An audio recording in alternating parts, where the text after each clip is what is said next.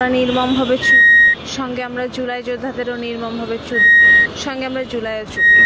মাত্র ১৯ বছর বয়সের এক তরুণী কি এমন করলেন তিনি যে তার বিরুদ্ধে সরাসরি সন্ত্রাস বিরোধী আইনে মামলা হয়ে গেল, আর এখন পুলিশ তাকে ৭ দিনের রিমান্ডে চাইছে।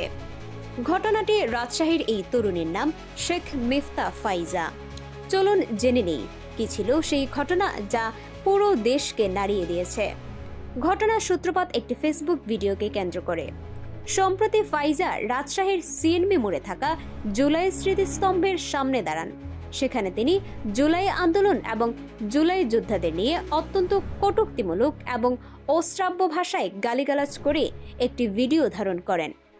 অবাক করা বিষয় হলো, এই সময়েই তিনি শেখ হাসিনার ছবি দেখিয়ে জয় বাংলা স্লোগানও দেন।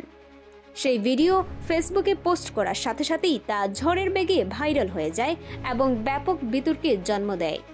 ব্যাপারটা পুলিশের নজরে আসে ২৫ অক্টোবর। মহানগর গোয়েন্দা পুলিশ বা ডিবি যখন অভিযানে নামে, ফাইজা তখন কৌশলে পালিয়ে যান, কিন্তু শেষ রক্ষা হয়নি।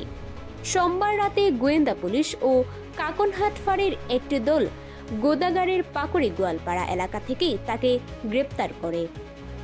কিন্তু কেন এত বড় মামলা? পুলিশের ভাষ্যমতে ফাইজা শুধু একটি ভিডিওই বানাননি, তিনি রাষ্ট্রের সার্বভৌমত্ব ও জননিরাপত্তার বিরুদ্ধে ষড়যন্ত্রমূলক কর্মকাণ্ডে জড়িত।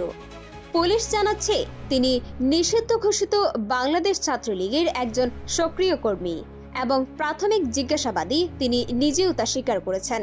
তার সোশ্যাল মিডিয়া অ্যাকাউন্ট এবং টেলিগ্রাম, হোয়াটসঅ্যাপের মতো বিভিন্ন গ্রুপে তার যোগাযোগের প্রমাণও পেয়েছে পুলিশ। এরই জের ধরে রাজপাড়া থানায় ফাইজার বিরুদ্ধে সন্ত্রাস বিরোধী আইনে মামলা হয়েছে।